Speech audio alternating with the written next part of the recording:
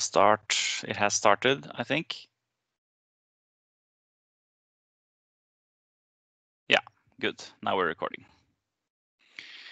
All right. Yeah, just a quick introduction. I work with I work at the Department for Sensory Consumer and Innovation work. So I have a lot of experience working with trained sensory panels and also with consumer panels and consumer testing. So today we'll be talking about descriptive testing, which is one of the main methods in sensory analysis when you're using trained assessors. So this is a test that we do. Probably 70–80% of our tests are using this method. So it's a very well established sensory method for describing products objectively. So like I mentioned before I started here, Paula Tomasco, a colleague of mine, has already had a lecture on descriptive analysis, which goes much more into the theory behind it. And yeah, so it's much more in depth on the theory part, but today we will go more into the practical aspects. We will actually do a descriptive testing, go through the whole test. So what is today's agenda? A descriptive testing, or it has many names, but some people have probably heard quantitative descriptive analysis or descriptive analysis or QDA. I will call it descriptive testing today, and it usually can be structured into four steps, four main steps. And we will do all these four steps today, so that you will get a real life experience of doing a descriptive test. So the first part is the brainstorming, which is where we will kind of have, we will taste our samples, smell our samples, and just kind of have a free flowing, write down all the words, all the sensory experiences that we recognize in the products. So the brainstorming is very open. It's kind of, I will come back to more in depth what the different steps are, but we will start with the brainstorming. And when we have come up with some sensory attributes and we are ready to do some proper testing, we will do a pre-test where we will check that that we are sure that we know what the attributes mean and that we taste the sample in the same way and stuff like that. So it's kind of, we are going to calibrate you because you will be our panel today. Once we have calibrated the panel, we will do a main test, which is the data that we will actually use later. So in the main test, we will collect some data that we will analyze in part 4. And also, you will have some opportunity to try out analyzing this yourself as well. And today we will be using Panel Check for this, the software. It's a free, very, very simple, easy to use software for this. So I will go through a bit about the different steps and then we will start. So first of all, here's a picture of our sensory panel at Nofima. As you can see, they are sitting around the table, and then there are a person to the right, a colleague of mine, which will be the panel leader. So she is the one that's actually describing what we're going to do and what samples we're going to use and stuff like that. So that today, that is me, the panel leader, and then you are the panel. So the brainstorming, like I mentioned, this is kind of the part where we are putting words on all the sensory attributes present in the product. So if a panel has never tasted some product, then it's nice to have a brainstorming first, just to kind of get an overview of what taste and what smell is actually present in the product. And in the brainstorming part, we are coming up with a list of attributes that we are then assessing in the pre-test and eventually in the main test. So you can see on the right here, it's in Norwegian, but let's see, I can do like this. On the right here, we see we have a word cloud. We will make those later. So here it's kind of, the panel has tasted some product, and then they have just written down all the different sensory aspects that they notice in the product. And then we can make a word cloud later where we can see that, okay, in this product, a lot of the assessors has mentioned salt and bitter and umami. So we know that those are prevalent sensory attributes in the product. So the brainstorming is kind of an open, very nice way of getting an idea of the product. So once you have done the brainstorming, made a word cloud, for example, you can do it in many ways, but the word cloud is very easy and nice. Then we have a kind of, as a panel leader, I know, okay, these are the attributes that are present in the product. These are the attributes that we should assess later in the main test. So today we will go straight from the brainstorming to the pre-test, but usually we would have some time between so I could come up with a list of attributes, but I have prepared something for today. And then after the brainstorming, we do the pre-test.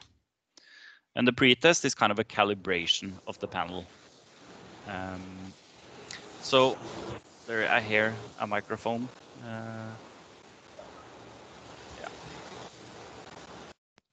Yeah. Okay, so the pre-test is very important. In the pre-test, we serve what is expected to be the 2 most different samples in the project. So when you do a descriptive testing, you might, for example, assess 4 different types of fish. Well, maybe not 4 different types of fish, but 4 different types of cookies.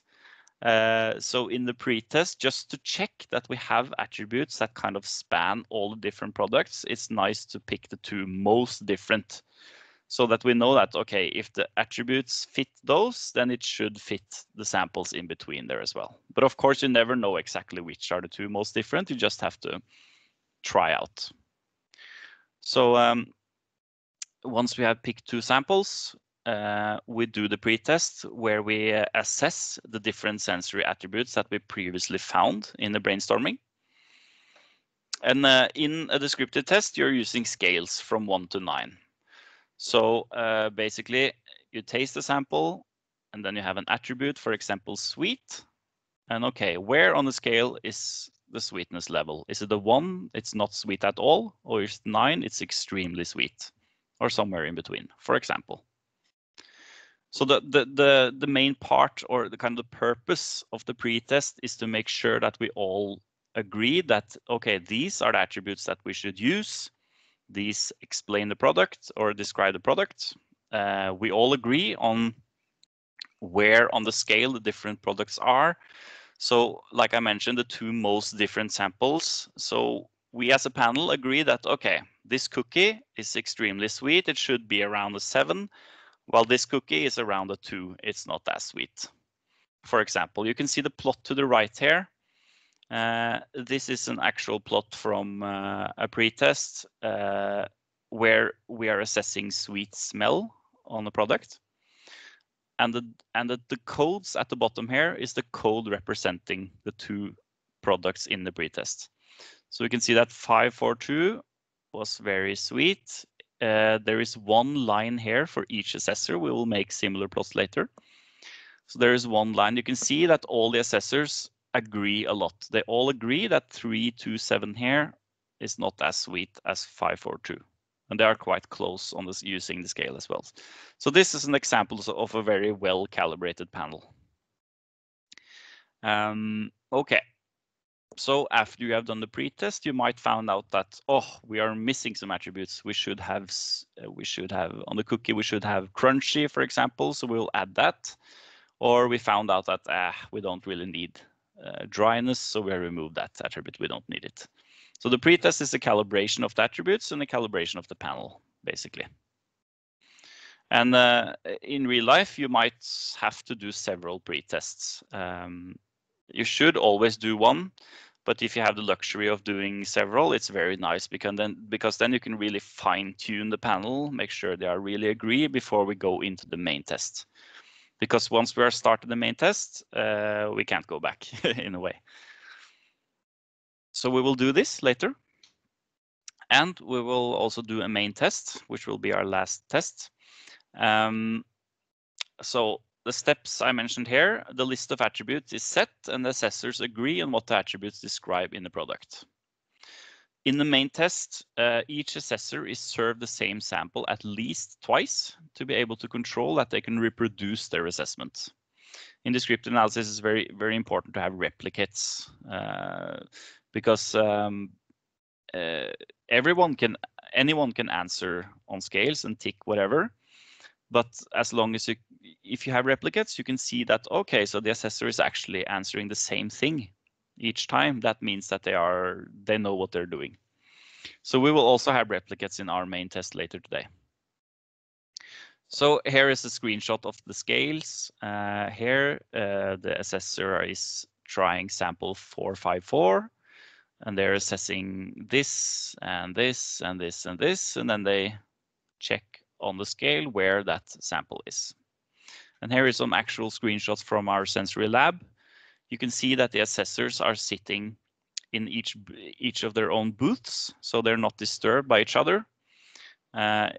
This is a very objective test, so they shouldn't be able to talk to each other. It should be individual assessment is very important.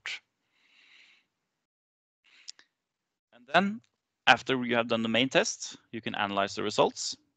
You can find means for each attribute. So to describe this, it might be easiest to look at the scale in the bottom here. For example, here we have sweet taste, and you can see the different products here. So this is the mean value of sweet taste for all the 5 products for both replicates, or 3 replicates if that was the case. And you can do this with all the different attributes. And then you can run statistical tests to see if there is an actual statistical significant difference between the attributes. So if we look at this quite colorful and a bit messy table here, we can see, for example, if we go from the top here, this attribute, here are the mean values, 4.6, 3.7, blah, blah, blah. And then we can see that these products are not different. They're not statistically different when it comes to this attribute, while product 1 is statistically higher in this attribute than all the others. And this is statistically lower than, well, not all the others, but these are kind of the outer points. This is statistically different from product 5 when it comes to this. And then we can also make a plot like this, which we will do later as well, where we can see all the different products here, product 1, 2, 3, 4, 5. And then we have all the attributes that describe those products. So the attributes that are close to this product, this one describes this product, but not that much this product. Product 1 is more described by these attributes. So we will go, all of this can be done in panel check, which we'll use later. Okay, so this is kind of a quick introduction to the 4 parts that we will be doing today. And I think we are ready to start with the first part, which is the brainstorming. Might be a good idea if anyone has any questions before we start, you can raise them now. But I will explain each part of the test that we'll do. So I hope everyone has been able to get some products. James sent out an email asking you to have ready a Coca-Cola regular, a Coca-Cola with no sugar, and a Fanta. So today I have just picked some products that I thought would be easy to kind of buy and would be available all around the world. But it's just an example. It could be anything. And I think a really important thing I have to mention is that we are kind of breaking a cardinal rule within descriptive testing, because today you will know the sample you are testing. Usually this should not be, you should not know what you are actually testing because you are immediately biased. But when we're doing this remotely, it's impossible to do it any other way. So today you will know what you are testing because you can see the bottle. You know that you are testing a sugar-free Coke, for example. So then your brain might automatically think that, oh, this is no sugar, so maybe it's a bit more this and that. So it should be blind. In a real descriptive testing, this would be blind. But we can't do that today. But still, I think you will get a real feel for how the test works. So the first task, the brainstorming, is quite simple. I will give you a link I will spread the link in Teams chat to a test. And in this test, you will get something looking like this.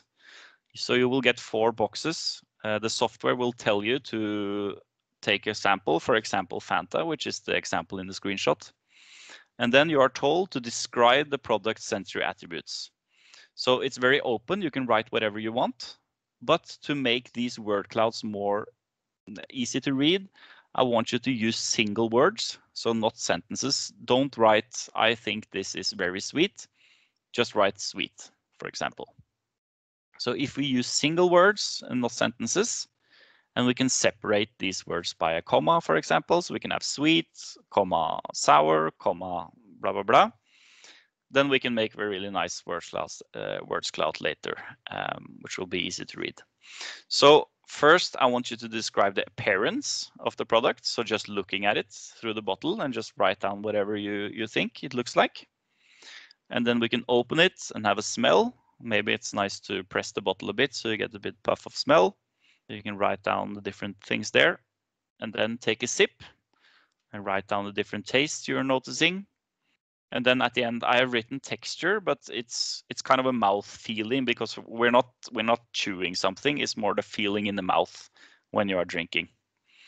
So so make sure that you don't use up the whole bottle. Just take a small sip. That's enough. It doesn't have to be a million words. If you just write 2 or 3 words, that's perfectly fine. We are a lot of people, so we will get a lot of words and hopefully some interesting word clouds. Okay, so I think we are ready to start. I will share the link now. Wait, where do I stop sharing? Well, I can still share, I think. So in the chat, you will now see a link.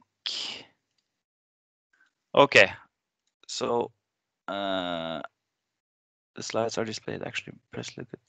Okay. So here's the link to the brainstorming. And I will be able to see on my computer when you are done. So meanwhile, good luck and just write down whatever you feel. And yes, here I can see that people have started to log in, so that's good. So I will not bother you, but you can, while we're doing the testing, it would be nice if you have questions to do it in the chat. Yeah.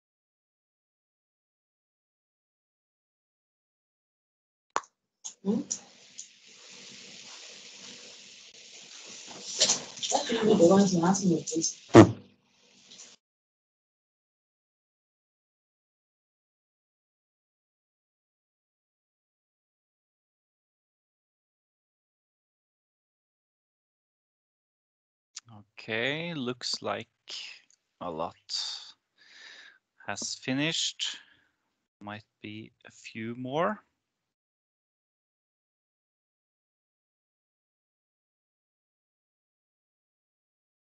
So far we have 16 finished, which is very good. Medium, 2 minutes, that's fine. I see someone is still going, so that's perfectly fine.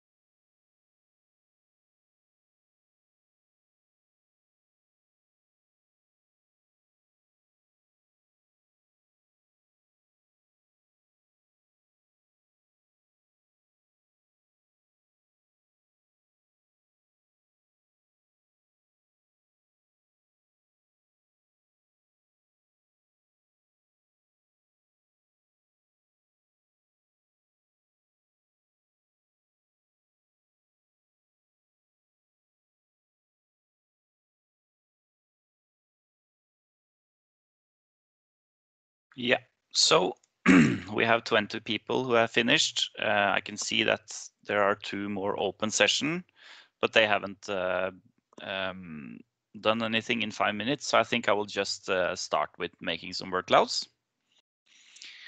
So let's see. First, I will get out my results and I can show you how it looks. So today we are using the software called iQuestion, but this brainstorming exercise could be done in a variety of ways. You could just use paper or some other kind of simple form.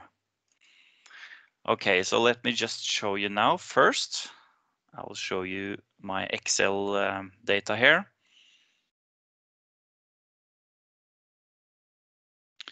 So here we can see different attributes for appearance and smell, taste, and texture. And here are the different products. So what I will do now, I think, is to sort by product. So now I have all the Coca-Cola here, Coca-Cola no sugar, Fanta, etc. So in theory, we could make 4 word clouds times 3 products. That's a lot of word clouds. So I will just, in the descriptive analysis, all the samples will use the same attributes. So therefore, it's fine to make 1 word cloud per per kind of section. So I will make 1 big one for appearance. So I just copy paste. No, you don't see the slide right now. That's correct. I will just copy all the appearance attributes, and then I will open my, maybe it's easier just to share my screen actually. And then I will open a software called Wordle, where you can make word clouds. I paste in everything, and then I make a word cloud. Let's make it a bit more visible. Okay, so now we can easily see, let me just check out, there is some sound here. Yeah, so here we can see I have gathered all the words that you have mentioned regarding appearance, and then I've made a word cloud. So this is quite cool. We can see that, of course, a lot of people have mentioned brown, black, dark. These, I'm assuming, is describing the Coke samples, while the orange is describing the Fanta. We can also see bubbly has been mentioned, bright has been mentioned, unnatural has been mentioned, transparent, liquid, and then we have some more subjective words mentioned as well, such as appealing has been mentioned, and elegant, good has been mentioned, but today we will try to focus on the objective words. So, okay, now I have, as a panel leader, I've seen what the panel has used as words. So now I have now I know that, okay, so when we are assessing appearance on these products, I should probably have some kind of way of measuring the color, and maybe some kind of way of measuring the intensity of that color. So let me just, I can hear a microphone. Please mute your microphones if you can. Okay, so that's the appearance. So now I will make, same process. I will make one for smell. I paste this in, and then I do this. I'm just making some settings quickly here, but okay.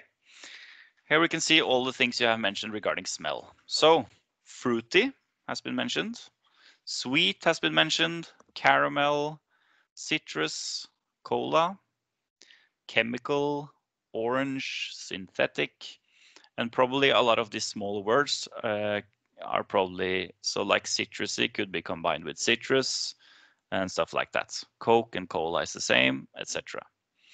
So now I know as a panel leader that, okay, these are the kind of attributes that are interesting to measure in these products. So like I mentioned earlier, I have already prepared some attributes, but so far they're looking quite fitting, hopefully. Fruity is definitely something I should have put in, of course, but yeah. Okay, cool. So let's see the taste.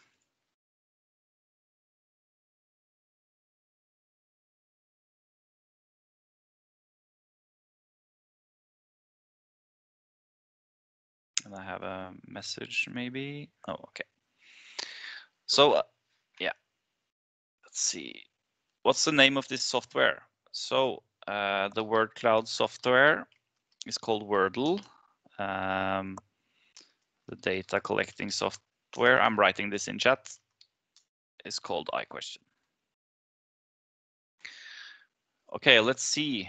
Taste. Well, not a big surprise there. Sweet is huge in this word cloud, which means that maybe all of you or close to all of you have written sweet, which is makes sense. But what I can do in this software is actually hide this word. It's so big that I can't see the rest. So I will just right click and remove sweet. So now we can get a better view of the rest of the stuff. So a lot of different flavors here. We have fruity, chemical, artificial, synthetic, bitter, orange. We have candy and malt, citrus, caramel, a lot of different stuff. It's looking very good, I think. Nice trick hiding the sweet, Parla says. Yeah, we have to do that sometimes when everyone is mentioning sweet, for example. It's very hard to read the rest. But this is looking very good, I think. A lot of big words means that a lot of you have mentioned the same thing, which means that a lot of you have the same opinion about these products, which is good. So lastly, we will make a word cloud regarding texture. So I think I will mention now, I didn't mention this earlier, but I don't know if any of you have noticed the order that we're assessing stuff in. We started with the parents because that's non-intrusive. You don't have to open a sample and start tasting it. It's nice to start with the parents while the sample is still full and whole. And then we moved on to smell, and then we moved on to taste, and then lastly, the texture or mouth feeling. So the order you're assessing here is very important. It would be very weird to start with the texture and then appearance and then jump over to smell, for example. So that's why we did it in that order. So let's check out the texture. Yes, smooth, bubbly, fizzy, watery, carbonated, mouth tinkling, full-bodied, tingling. Yeah, a lot of good words. So I, as a panel leader, I see now that what I have prepared, since I don't have a lot of time, I have prepared the attributes, as I mentioned. I can see now that there are definitely some attributes that you have mentioned now that I should have had in my my attribute list. So for example, the fizziness would be nice to measure that, but I don't have it in what I have prepared, but that's fine. It's just a test today. So now that we have generated some word clouds, we have got a pretty good overview of the samples.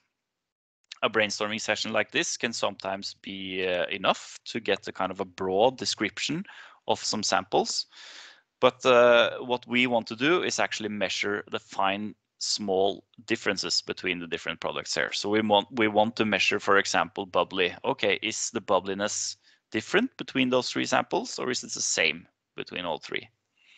We can all agree that these sodas are bubbly, but is there a difference? That's what we're interested in here. So let's just pretend that I took these word clouds and had some time to come up with some attributes. And then I would come back to you and we would start the pre-test. Luckily, I have already done this. So pre-test, like I mentioned earlier, now we have found some attributes and we will try them out using the scales. So these are kind of the attributes that I came up with on my own. So this is what we'll be using, even though it might not be a perfect match for the products, but it should be good enough. So first of all, if I jump back to this image, we can see that we will be assessing using these 1 to 9 scales. And the attributes, the ones down here that we'll be measuring, are these. So we will start with appearance. First, we will measure the color hue of the product. And the scale here goes from black to orange. It could go from orange to black as well, doesn't matter, but it usually is from low intensity to high intensity. But when it comes to color, it's a bit different. So here we can kind of already guess where the different samples will end up, but that's fine. And then we will measure the whiteness. So the whiteness would be, it could also be described as darkness, then the scale would go the other way. But the whiteness is so that if it's very low on whiteness, then the sample is completely black. While if it's very strong, it's lighter in color. So for example, with the Fanta and the Coke, we can assume there would be a difference here, but is there a difference between the two Cokes, for example? That's interesting to see. So that's what we'll be measuring. When it comes to the amount of attributes, can I enter presentation mode? Yeah.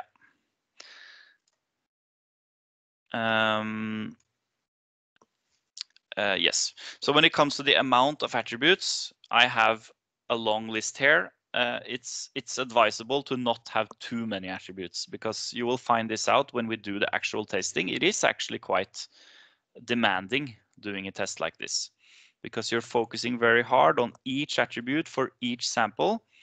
So you don't want a list of 100 attributes, for example. That's way too much. So I tried to fit in what's essential in a way. So after appearance, we'll move on to smell. Like I mentioned earlier, it could be nice to kind of press the bottle a bit to get a bit of smell puffing out. We will assess the sweetness, the smell of sweet, the caramel smell, citrus, spicy, and artificial. So in the word clouds, you mentioned fake, well, artificial, synthetic, and stuff like that. This we will all put on artificial smell, I think, today. And when it comes to spice, that's all kinds of spices that you recognize. And the same with citrus. It's all kinds of citrus. And then move over to taste, where we'll do a sour taste, the sweetness, the bitter taste, caramel flavor, citrus flavor, spice flavor, and artificial flavor. So it's similar to the smell. It is common to have a kind of a similar point there.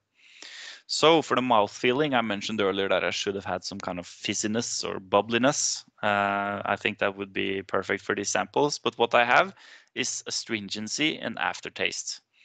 So astringency, what is that? That is a kind of a, how to explain it in English? It's kind of it's a bit of a dry kind of, like red wine, for example, is very astringent. It's a kind of dry. It's kind of a feeling in your mouth, kind of a dry, sour feeling in a way. And the aftertaste is just the amount of aftertaste. So you have tasted, and then after a while, how much taste is still lingering in the mouth. That's what you're assessing on aftertaste. So I think that just like in the brainstorming, if you have any questions while we're doing the pretest, just put them in the chat and I will try to answer. If you are a bit unsure of what the different attributes mean, then just ask in the chat. So how does it look? It will look like this on your screen. This is for appearance. So we can see that if I do this cool laser pointer here, oops, we have color hue, and then you will see here, it'll say the product here, Coca-Cola no sugar, and then you click on the scale where you think that fits. And then it's Fanta, and then you click where that fits. So, like I mentioned earlier, in the pretest, you want to choose the products that are most different to find out if your attributes cover kind of all the products. So I chose today to have Coca-Cola no sugar and Fanta as my most different products. And the reason for that is that, of course, Fanta and Coke are quite different to begin with. But then I chose the no sugar because maybe that's also a factor. That we know that Fanta has sugar while the Coke has no sugar. So that could also bring in some different aspects compared to choosing Coke versus Fanta. So I, as a panel leader, I'm just assuming that Coke is somewhere in between those two, the regular Coke, that is. So in the pretest, you're kind of always comparing those two products to each other. And then you will get these for appearance and smell and taste, and then lastly, texture. So yes, I think that's all we need to know before we start. So like earlier, I will post a link. Let's see if there are any new questions. Ashika is asking if there's a Mac version for the software. For this word cloud thing, it should be a Mac as well. For our question, it's web-based, so it works on any platform. Okay, so let's try out. I don't know if we should have a short break before we start. I think that could be nice, actually. That we take a break until 11. So 5 minutes, and then we start with the pretest. I will just post the link so it's ready.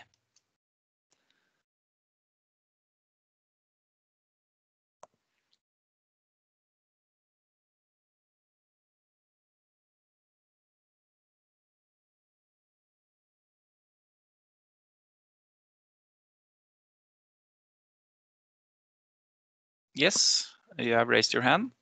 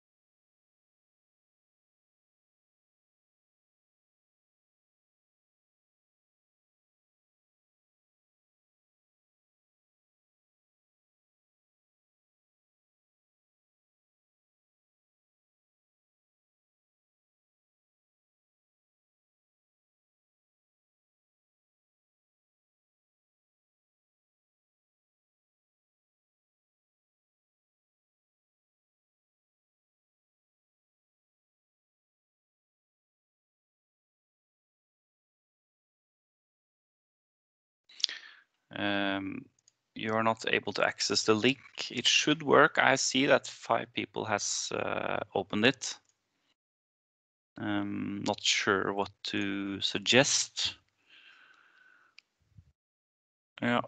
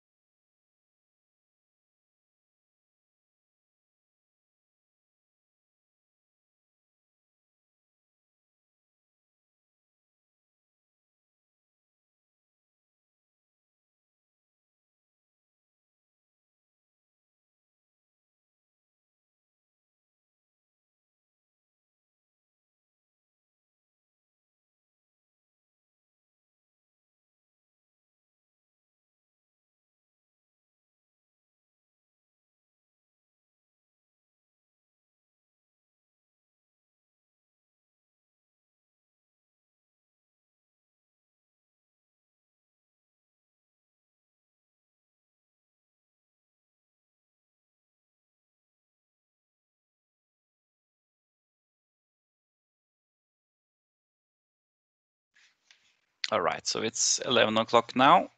So I see that several people have already started. That's fine. I will just paste the link again, just because that there has been some chatting here. But yeah, just start, take your time. This will, it all depends. Some people are very fast doing this. Some people will use more time, but that's fine. Just use the time that you need. And then I will, like I said, I will keep an eye on the progress here. So just ask in chat if there's anything.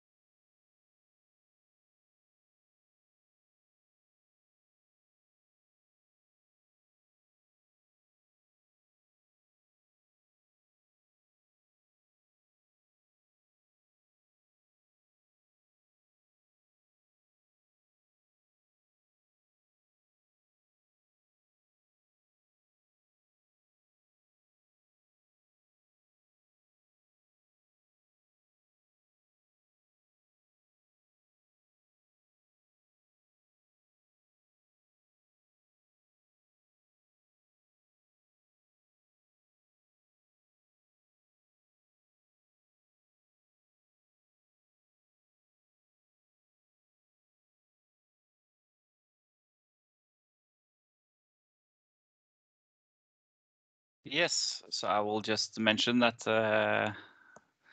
there is something I haven't translated in the pretest you're doing. So on the scales, I'm not sure. Okay, so some of the scales you can see they go from, most of them go from weak to strong, but then some of them go from ingen to tydelig. That's the Norwegian words. So just pretend that they all say from weak to strong. So weak on the left side and strong on the right side.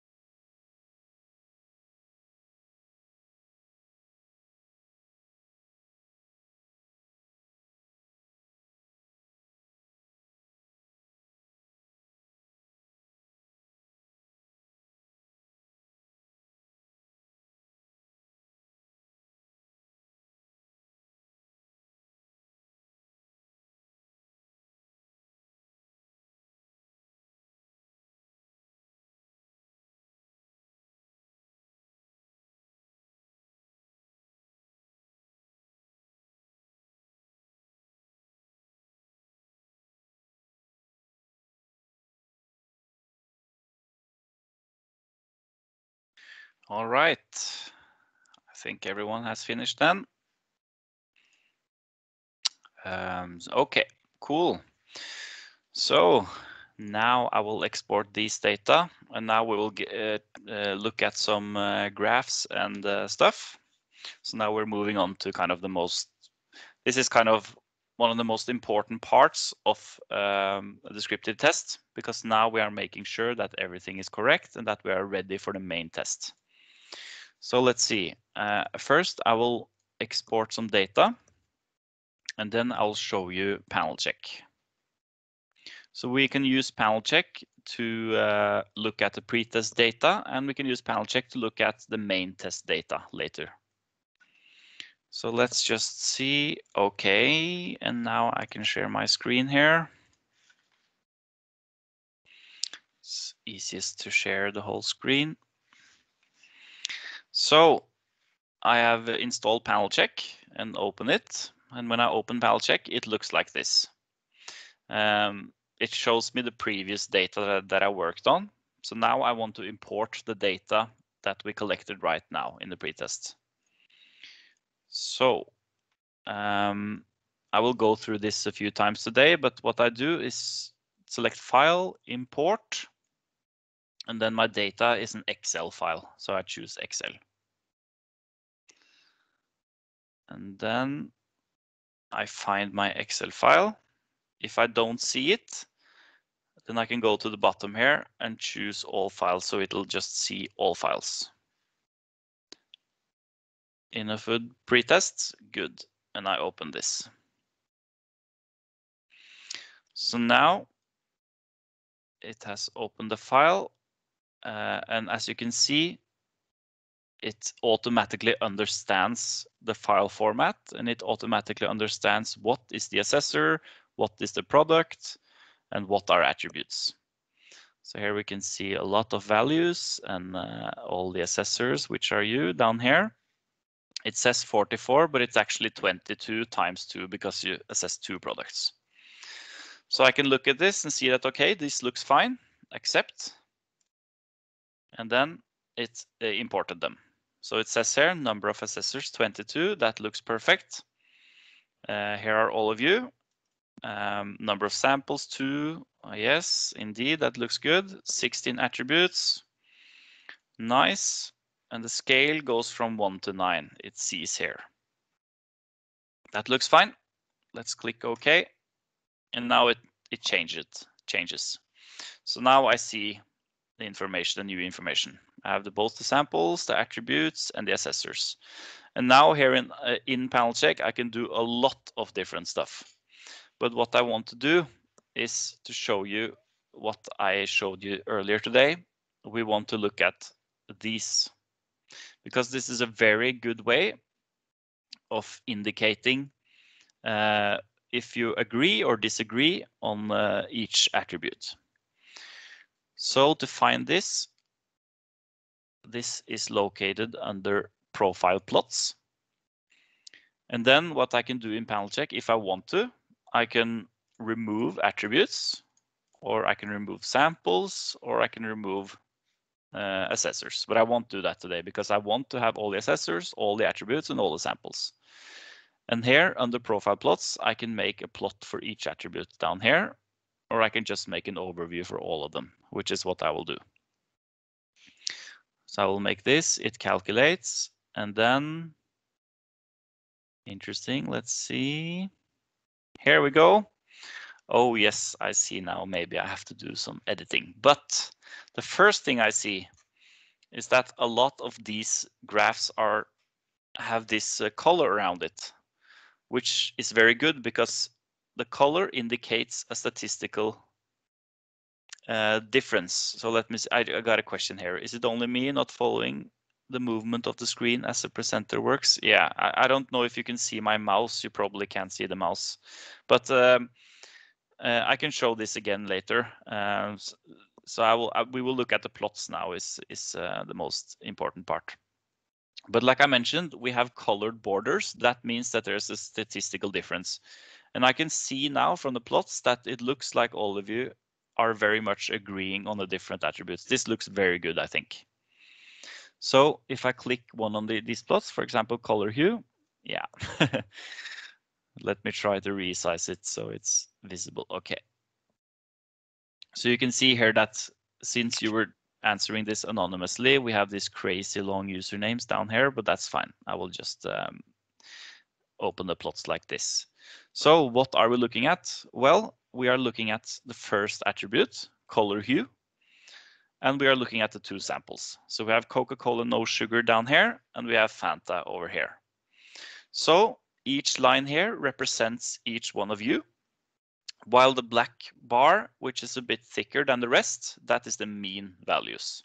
So this is the one we can focus on, the black one here. So what do we see? On the y-axis, it goes from 0 to 10. So this is the intensity of that attribute. So we see here, for example, color hue. It has a very low intensity on Coca-Cola and a very, very high intensity on Fanta. But remember that on the color hue, we were measuring from black to orange. So it's not an intensity thing here. But basically, this graph looks exactly like I would assume. Everyone agrees that the Coca-Cola is closer to black and the Fanta is closer to orange. But we have a bit of different values. So some people think it's very, very orange, and some people think it's a bit less orange. It could be more orange in a way. But overall, I think this plot looks very good. You all agree on the color hue, so that's fine. We are calibrated on that attribute. Very good. So then we can move to the next plot. Whiteness. Here we can also see agreement.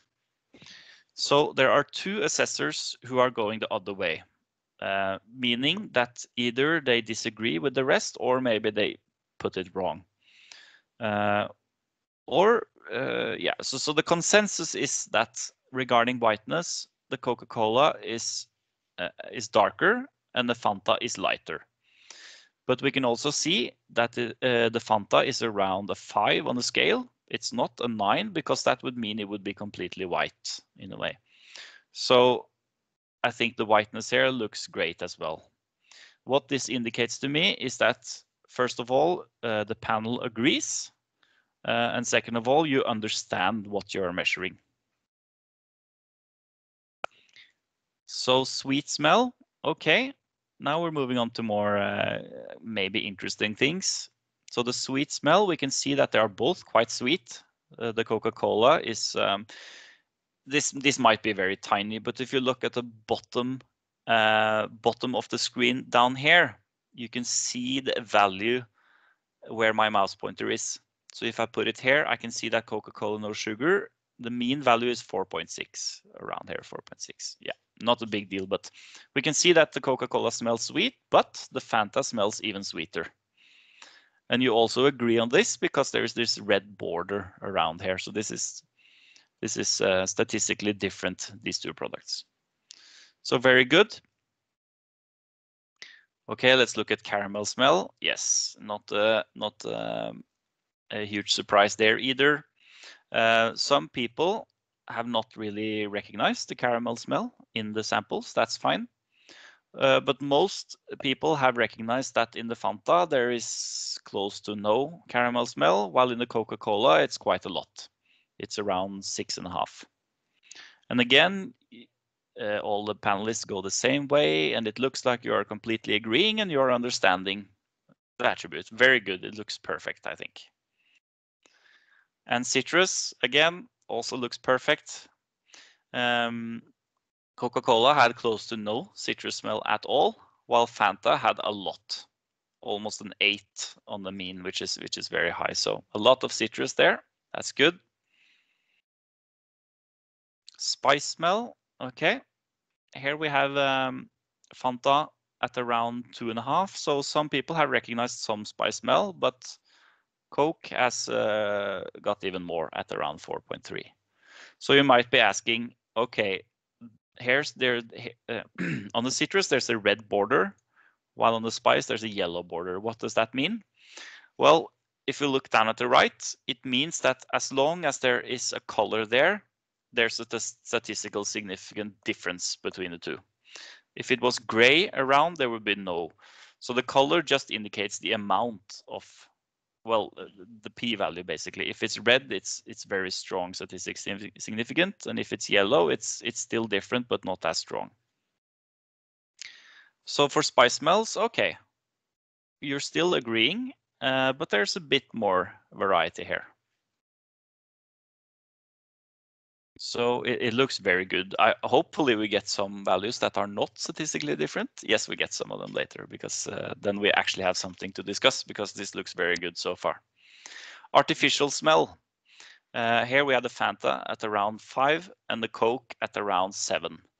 So the Coke has more of this artificial smell. And here it might be, maybe it could be bias here, because you know that you are tasting a Coke with no sugar. So then automatically you might also think that, here there are some kind of artificial stuff that's been put in it to make it sweet. So your brain already starts working, and this might influence your answer here. So in a perfect world, you wouldn't have seen what you were tasting. This is why that's very important. But still, yeah. So they both smell artificially, but the Coke even more. Sour taste. Okay, here this is interesting. So here we can see that the border is gray, which means that you're not really measuring a difference here. We can see that a lot of people are going one way and a lot of people are going the other way. So there's not really an agreement here. So this could mean basically that regarding sour, there is no difference between those two products. They are both quite sour, but one of them is not more sour than the other in a way. They are similar. Or it could mean that we would need some calibration. If I, as a panel leader, know, for example, that one of the samples is sour, I know it for a fact it's sour, then I could kind of try to show you that in some way. But I don't know that, so so I will just take this as the answer. Sour taste, no difference. Even though it looks like it's Fanta is a bit more sour, but statistically there's no difference. Sweet, okay. Fanta comes up high here as well. Some people are very high on both samples. They are very sweet samples, so some people have scored both of them at a 9.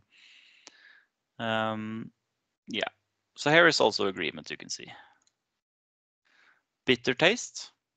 Fanta is not that bitter, it's around 2, while the Coke with no sugar is almost 4, so it's more bitter. Again, like this could be explained as well from a Coke with no sugar would have additives that could have a bitter taste. So this makes sense to me. It looks very good. Caramel flavor, yeah, super agreement. Fanta, not really that caramelly. Coca-Cola, no sugar, very caramelly. Citrus, same as the smell. Great agreement here, it looks perfect.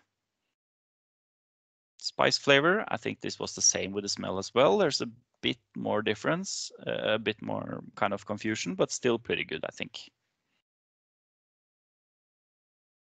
Artificial, as with the smell, the Coke also scores higher in the flavor regarding artificial. Astringency, this one, so this could be a variety of reasons why this is not statistically different. It could be because there is no difference. They are both similarly astringent, or it could be that not all of you understood astringency. What did it mean? If you don't want to know what it means, then you might just score both at the same value. So here, if I, as a panel leader, was very interested in the astringency, I could, for example, try to maybe do another pretest where we focus more on the astringency, or I try to explain it better or stuff like that. Or like it shows here, there just is no different in astringency. And lastly, the aftertaste, not a difference there either. So they have the same amount of aftertaste after the sample has been in the mouth. So overall, I think it looks really good. You agree on where it makes sense in a way. What did I want to mention? yeah, anyway. So what could be interesting here is, of course, Fanta and Coke are super different.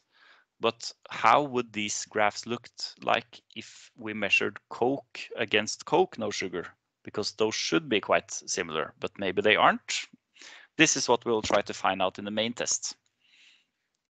So after this pretest is done, we have seen that you understood the attributes, you agree on the two samples.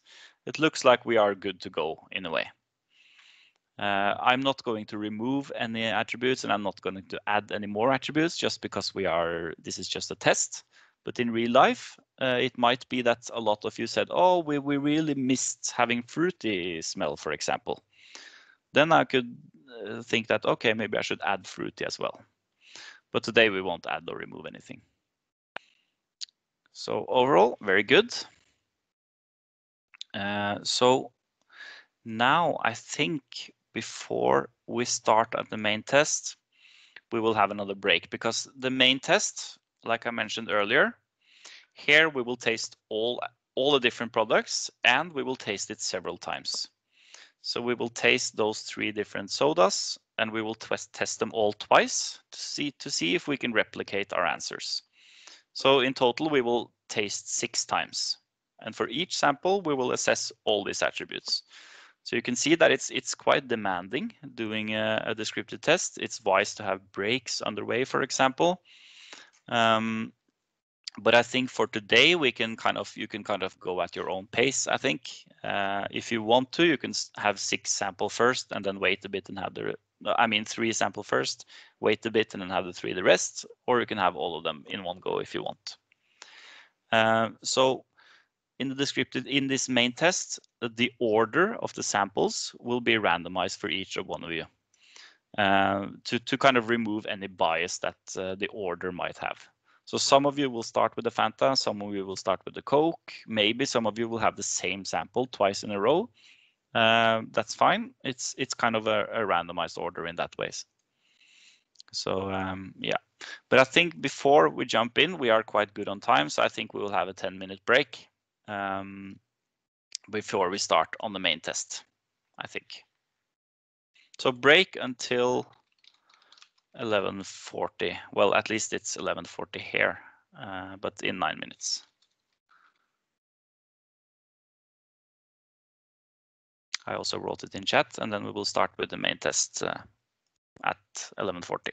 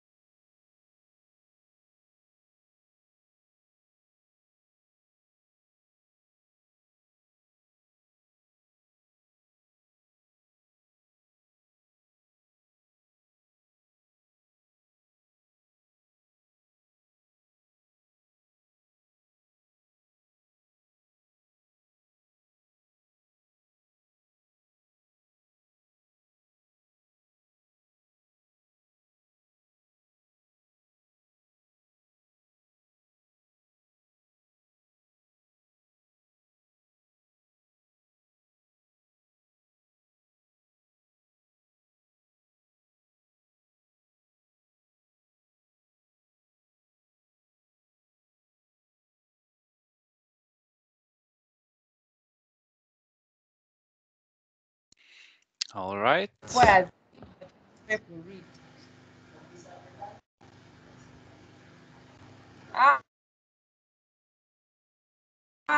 From it. Yes. Okay. So let's see. Yeah. So main test. Now we have come to the meat of the whole descriptive testing. It will be similar to the pre-test in that you will use these scales, but in the main test you will assess each product at its own. So you're not comparing all three at the same time. It's one product, you're done with that, and then move on to the next. And after that, we can create these cool plots like this I showed you earlier. So I'm really interested to see the differences here between the three products that we have. So like I said, it will be all those three products twice. So you will in total taste 6 samples. So you can do this at your own pace, I think. If you want to maybe taste 3 of them and have a short break or a few minutes and then take the next 3, you can do that. It's up to you. Like earlier, I will have kind of a visible control of how many people are done and stuff like that. So I think we can start. Let me find the link. When we are doing this main test, you can just keep asking me questions in the chat if you want, if you're wondering about something. Hopefully the translations are also correct in this one. But so the same attributes as in the pretest, but now we're doing it for each sample. So there is the link. And yeah, good luck. Just ask away if there's anything.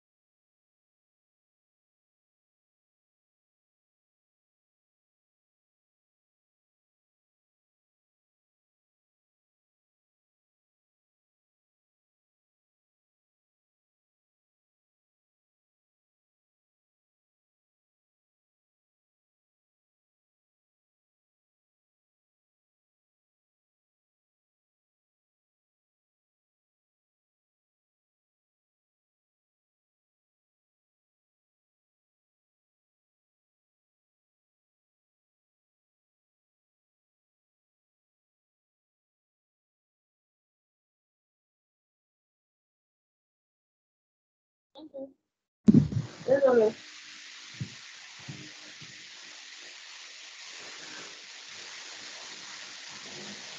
Es jugado.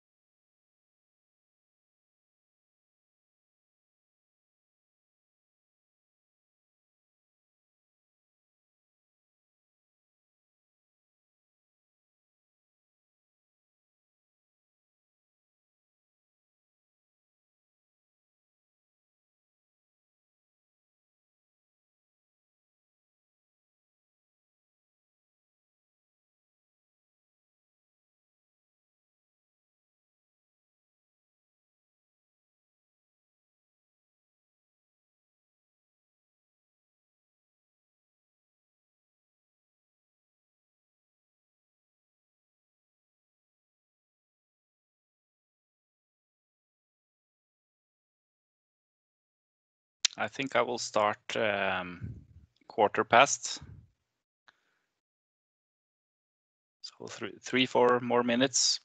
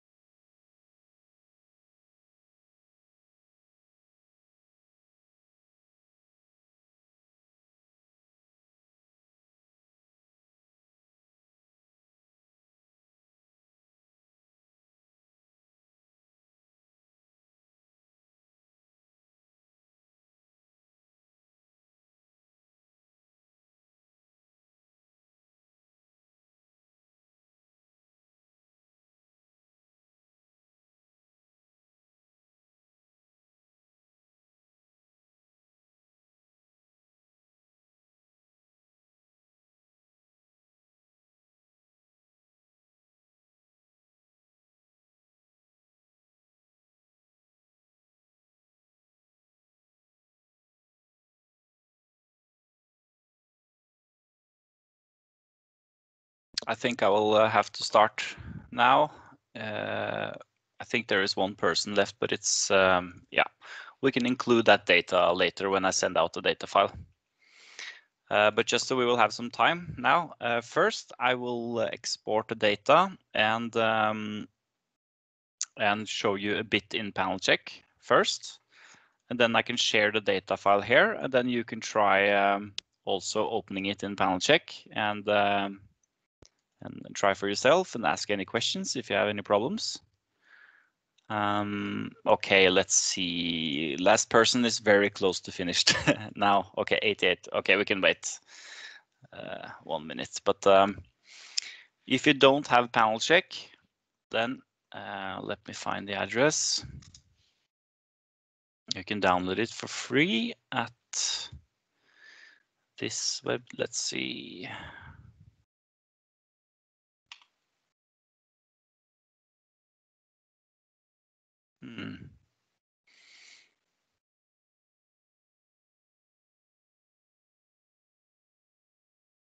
Here, I think.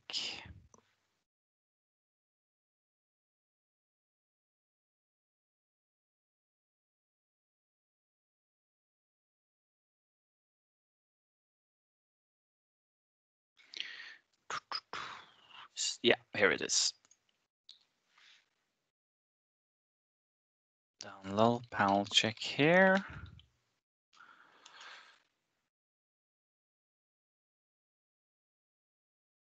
And there are some files under there, but you can just choose the top one. That's the latest version.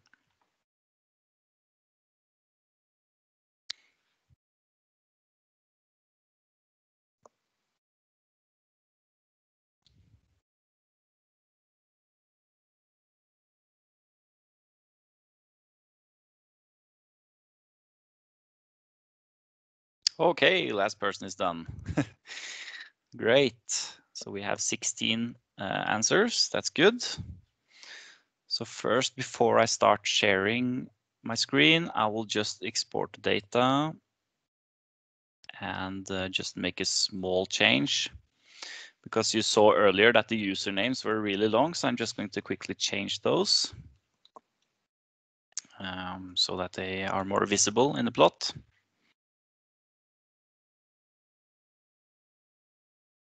Let's see.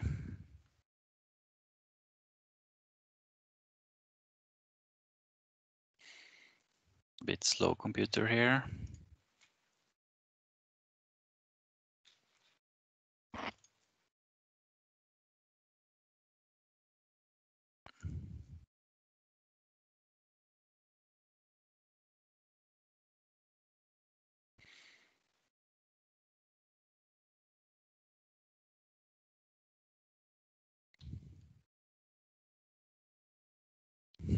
How do I do this quickly? Yeah, okay.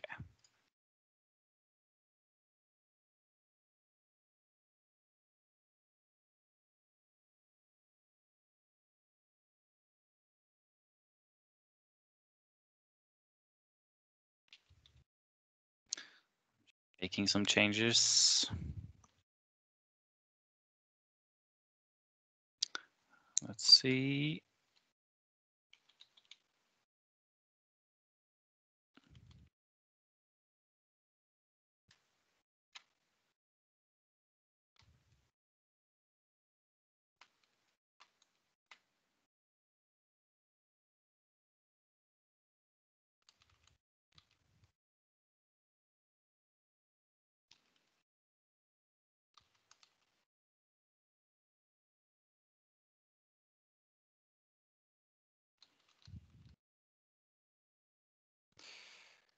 Okay.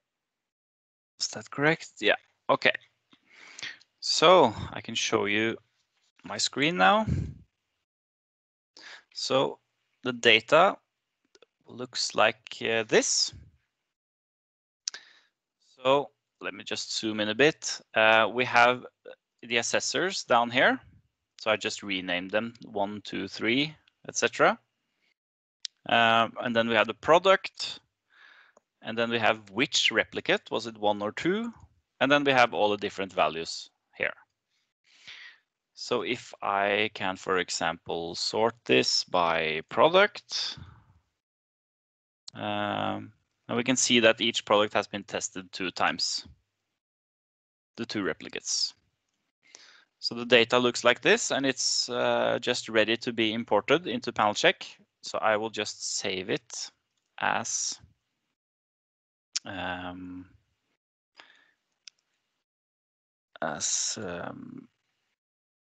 older version of this main test data. And now I can open panel check again. And here we see the data from the pretest. Similar to before, I will let me just open chat so I can see messages. Yeah, sharing the data here will aid individual practice for better understanding. That's exactly my plan. I will share this data with you. I will just show a bit first, and then I will try to I thought I could just upload it into Teams chat. I will check, but I will make it available for sure. That's the point. So similar to before, I choose File and Import, and then Excel. And then I find my data file there, main test. I open it. And okay, it looks good here. Assessors, products, etc. Nice. I click Accept. And let's see the summary here. Okay, number of assessors, 16. That's perfect. Number of samples, 3. That's correct. number of replicates. We tasted each sample twice, and we had those same 16 attributes as in the pretest. Perfect. I click OK, and now we can do a variety of things in panel check. But first, we can try to look at some similar curves that we looked at in the pretest, which were the profile plots and the overview plots. So let's open these first and just see, just for interest. Okay, we see a lot of colorful graphs. And I can see from the graphs where the different samples is, I think. So, for example, let's look at, well, we can start with, let's start with color hue. So here we can see that the Coke no sugar and the regular Coke are quite similar in color as we expect, and then the Fanta is much more orange. But from the looks of it, it looks like actually the no sugar one is a bit darker than the Coke. I will not go through each one of them. It's just a quick view, just for fun. So what I'm a bit interested in is if we remove the Fanta, like I mentioned earlier, we can remove and add, or we can remove different samples or assessors or attributes. So if I remove the Fanta, because that's very different from the rest, and just keep the Cokes, let's see now if we find any differences. Okay. Not as many big differences, but we see these with the yellow borders. Here there are statistically significant differences between the two products. So it looks like there's a difference in caramel, both smell and flavor. And it looks like there's a difference in artificial, both smell and flavor. So that's interesting. So it seems like if I open caramel smell, okay, so it seems like the regular Coke has more of this caramel smell than the one without sugar. And for artificial, yes, so we can see that the Coke with no sugar is more artificial in smell than the regular one. I'm guessing that the flavor is the same way. Yeah, regarding flavor, the Coca-Cola is more caramel flavor than the one without. And here we can see that the difference is not huge. It's a very flat kind of curve in a way, but the EU assessors agree. So the difference is small, but it's definitely there. So we can measure this statistical difference here. So that's very cool, I think. And regarding artificial flavor, yeah, the Coke without sugar is more artificial in the flavor. So this is fun, I think, to see. So this is one way at looking at data, but another way, which I showed you earlier, is this this PCA biplot. And this is made, yeah, so you can see here you can do univariate analysis, multivariate, consensus, and overall, and then there are several things you can do under here. I don't think I can make panel check bigger, sadly, but I will share the data so you can try yourself now. But I can't resize here. But if I go to consensus, and then here, I can choose this biplot. So let's take a quick look at that. Okay, here it is. So let's see. I will just resize this a bit. So yeah, here we can see that Fanta is clearly more orange. It has more of the citrus, both smell and flavor. It is whiter or kind of brighter in color. It's more sweet in smell and taste.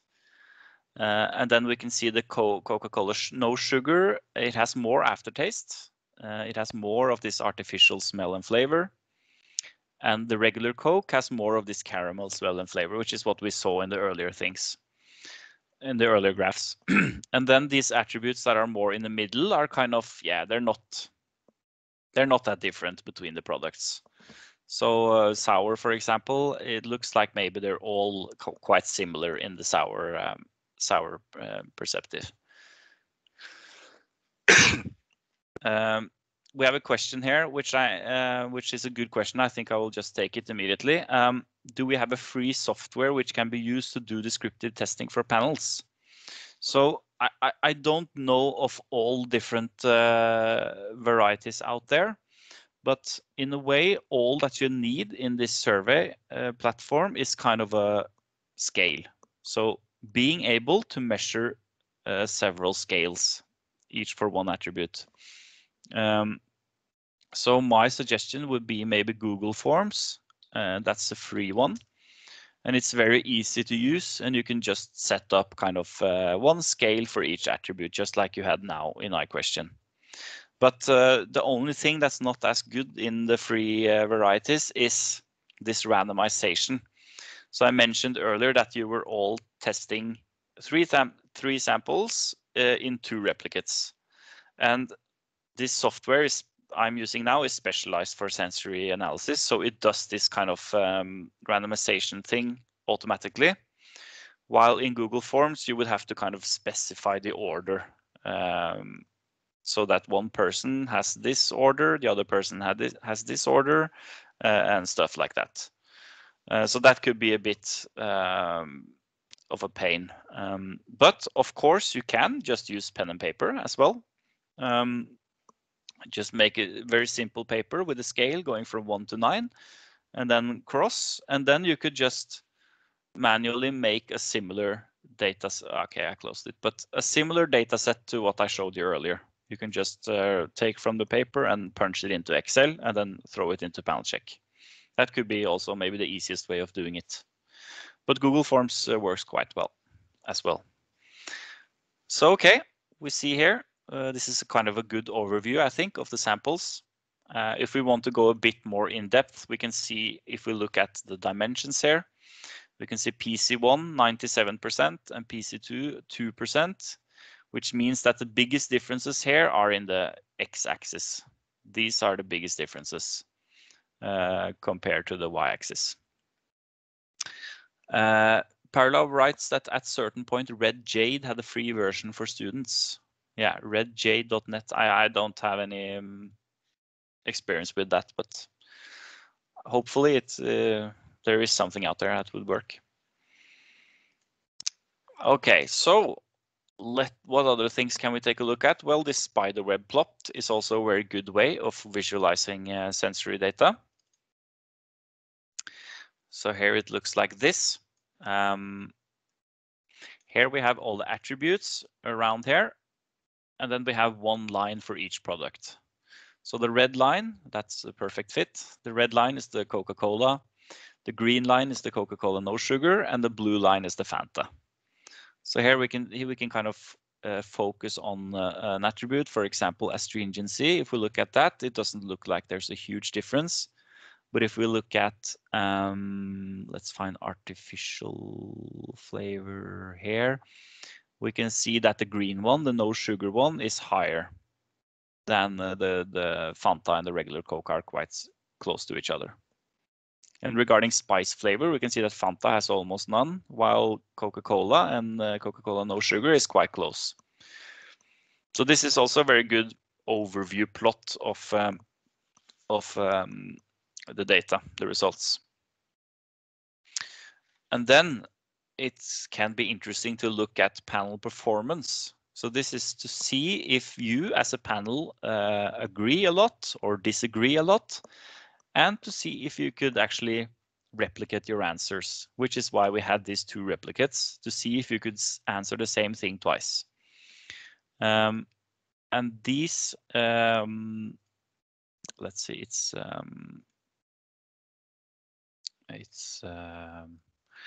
yeah, I think I can't exactly remember which one this is, but let's just open. This one is the agreement, isn't it? Yeah. So if we go to multivariate and Tucker 1 plots, there is one called the overview plot here. And this generates a plot for each attribute where we can see your agreement. This is very interesting to check as well. So if we just start looking at color hue, we can see that most assessors are quite in agreement here.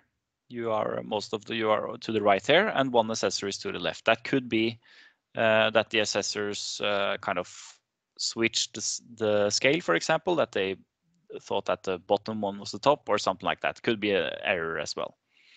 So there's very much agreement on the color hue. You all agree on this. Whiteness is a lot of agreement. Sweet smell, it's quite. Most people agree. Some people disagree a bit there. Caramel, and these are all the ones that are red borders. So here I suspect that you agree a bit. But if we look at the gray ones, where we didn't find a big difference, then also we see that the assessors don't really agree. So artificial smell is a bit all over the place when we have all three products, but yeah, so it's a bit split. But mostly I think the results here are quite good. So aftertaste, we can see we're quite split. So this suggests that there might not be a big difference in aftertaste maybe. And then, so this is to see agreement, and then let's find the one which are to see replicates. It's been a while since I've used it, but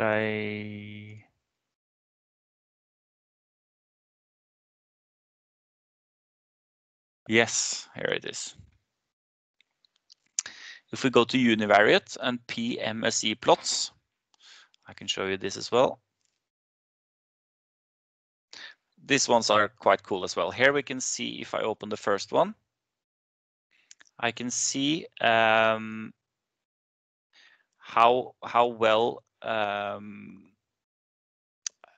well each assessor has been able to replicate their answer and how well they are at kind of differentiating the different samples.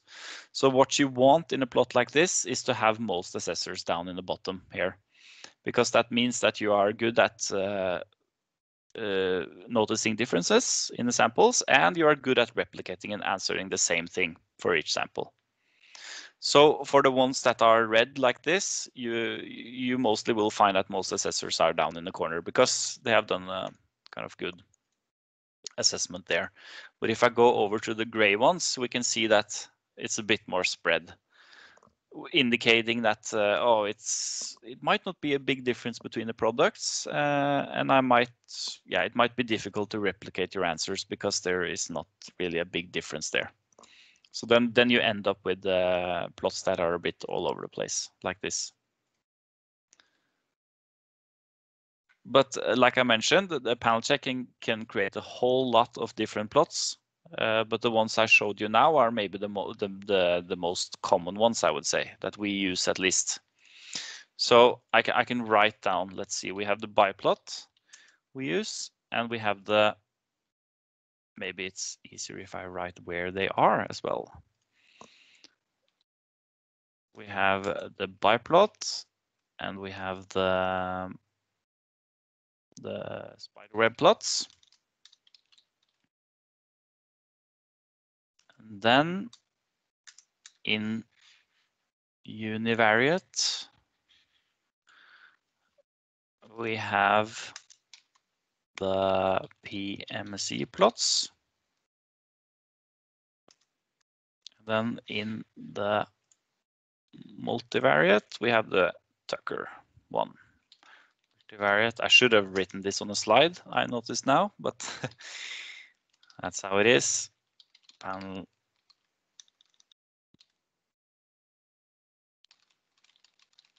I'll just write a bit what they show as well. Panelists agreement. I can put this in a slide when I'm done.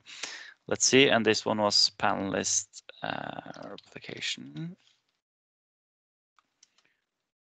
View and overview. Okay.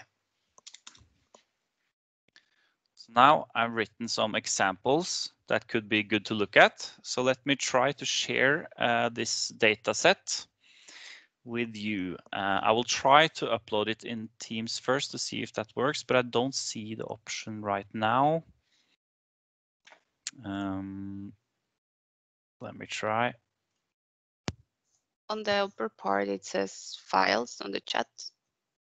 It says chat files next to it. And there you can show conversation, and then wait, maybe I'm seeing a different window now, perhaps. Yeah, this one. Here it'll work. Share and then upload.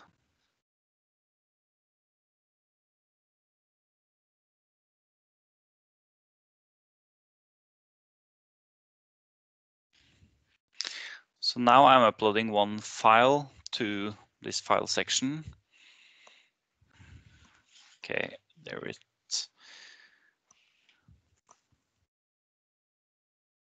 Let me see. Yeah, okay, there it popped up in the chat as well. That's great. So if you download this file and do the importing in panel check, then it should work. Let me just share the screen with this one, just to show you where that was. I think you can experiment a bit yourself first, and then just ask me here if you're wondering about anything. I will put this in here.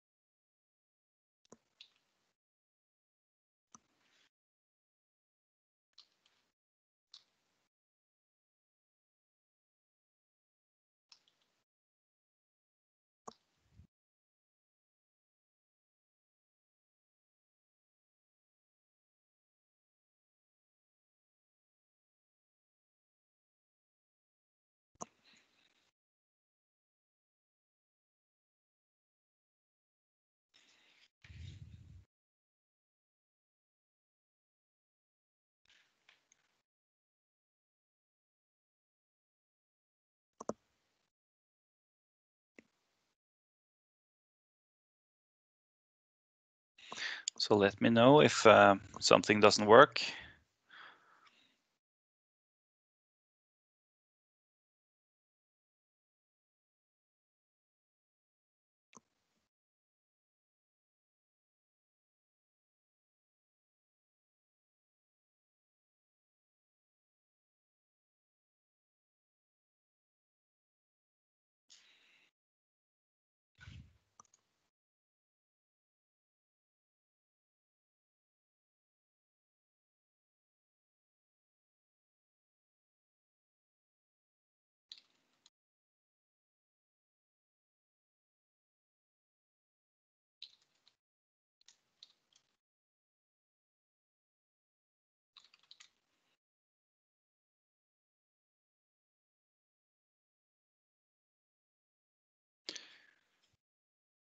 Someone is unable to download the file.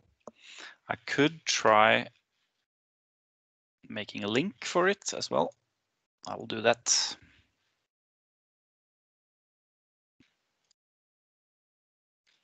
Okay, several people are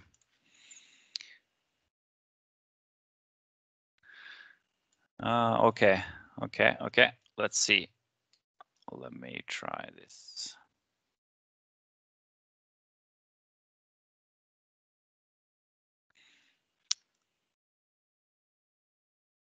Okay, so everyone seems to be unable to download. I will make a link, which I can also put in the PowerPoint.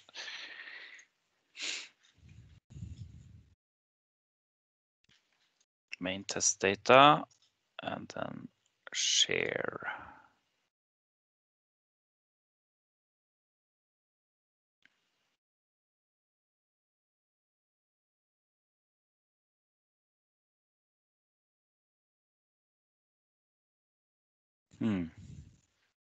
Okay, now I know.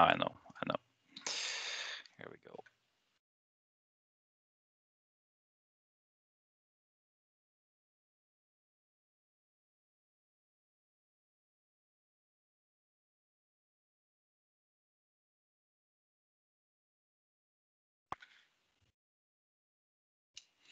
This should work. I posted a Dropbox link in the chat. And I will also put it in the PowerPoint because that will stay valid as long as I have the file there.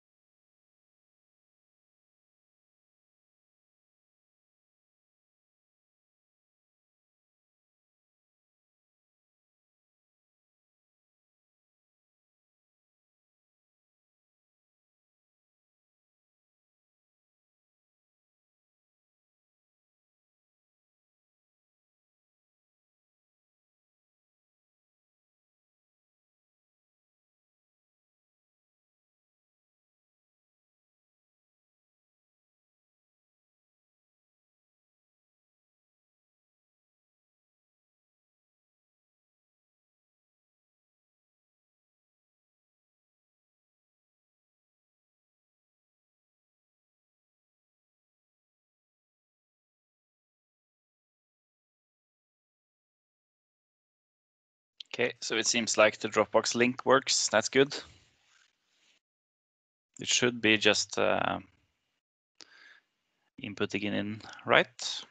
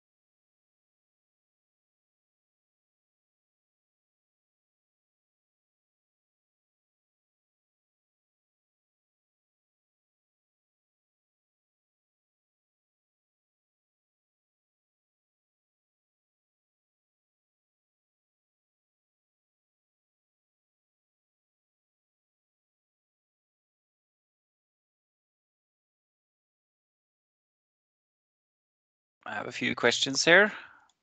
First one, I wish to run consensus, but not sure about the next steps. So once you have imported the data set, you can click on this consensus, and it should be as easy as just here clicking on which one you want to make. So if you want to make the biplot, for example, double click, and it should pop up in its own window like this. It's showing the PowerPoint, not your. Yes. Let's see, let me share screen, makes more sense. Yes, so once you have imported it through this method, you should be able to click consensus and one of these plots here. So you can just double click on the biplot, for example, if you want to create that, or spider web, etc. And then they are kind of divided into these sections here. And I also had the question about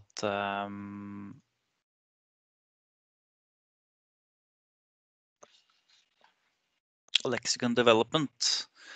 Would the biplot and the spider plot be the two main ways in which the data is displayed? It kind of depends on what you want, but if you are kind of, I mean, this one is always the first one I kind of open up because it gives a very good overview of which of the products have which of the attributes, most of the different attributes. So, but then I would, once I've seen this, looks can also be a bit deceiving when it regards to biplots because it looks like there's a huge difference. But when I actually look at the statistics, it might not be that much of a difference. It might not even be a statistical significance. But to start with this is good, I think, because then you get an overview. Okay, it looks like there's a difference between the products. First of all, it looks like Fanta is dissimilar to the rest, and Coca-Cola and Cola are much closer. Cola and no sugar. And once you have seen this, you can kind of go into more of what are you actually interested in. Okay, so it looks like maybe sour taste and bitter taste might not be so different here, so it might not be as important, but maybe artificial, look closer into that and closer into caramel. And then I can, for example, go into this like I have in the PowerPoint. I can go into these profile plots, for example, and try to find more closely which attributes, look at each attribute specifically. So maybe I'm more interested in going deeper into citrus flavor. I can open this and then kind of see, okay. So in the plot, this maybe isn't that represented in the biplot, but here I can really see that, okay, when it comes to the Cokes, there is no difference in the citrus, but the Fanta, on the other hand, is quite high. So I can go more granular in depth. But also this is shown in a way in the spider web. It's also a very good way of getting an overview because here you can see all products and all attributes. So I can see like, okay, sweet smell, okay, it looks like the two Cokes are quite similar. And the Fanta is a bit more sweet.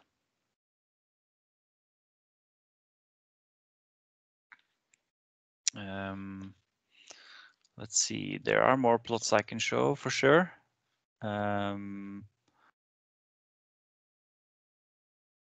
Are you thinking of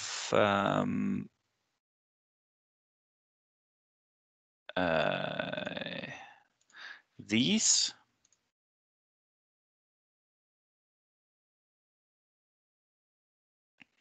So I think what I can show, which I can also write down, which is if we want to kind of dive deeper into the statistical part, then I'm a fan of using these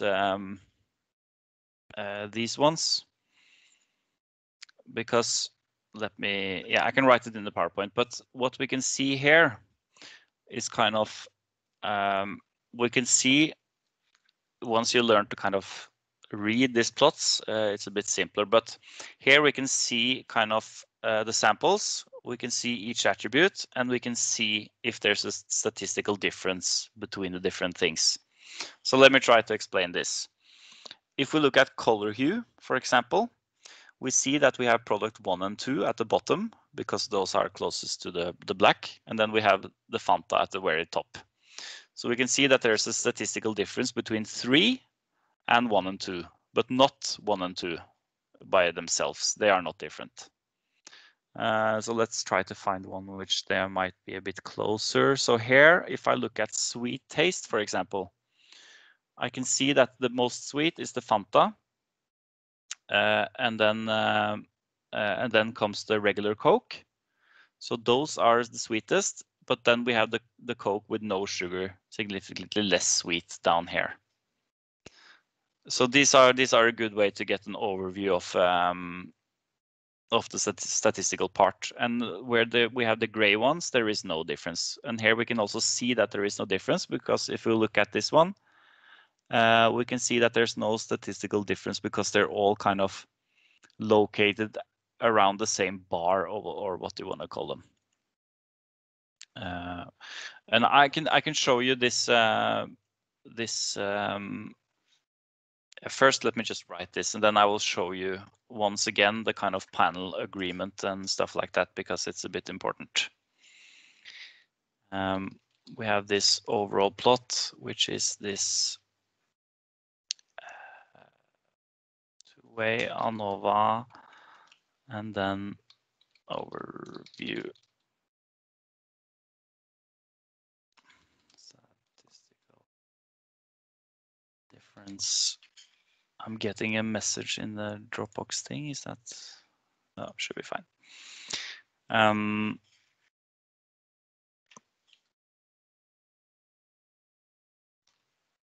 So maybe I can just quickly, before the time runs out, I can show just once again this kind of this here.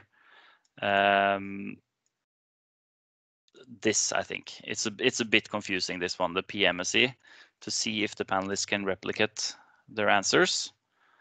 This is located in here. I'm clicking a bit fast now, but these ones, to see if your panel is kind of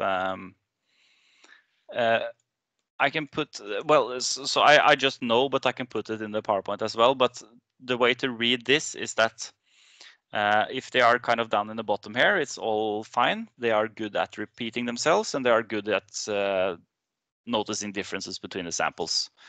But if they are getting closer to out here along the x-axis, then they are less good at repeating their answers. And if it goes high along the y-axis, then they are less good at distinguishing the different samples. So if you are kind of up here, then you are both bad at replicating your answers, and you're bad at distinguishing the different samples. So you want your assessors to be down here. That means that they're doing kind of a good job if the samples are good and stuff like that. So there's a lot of kind of things to look at in panel check. There's also a help file here.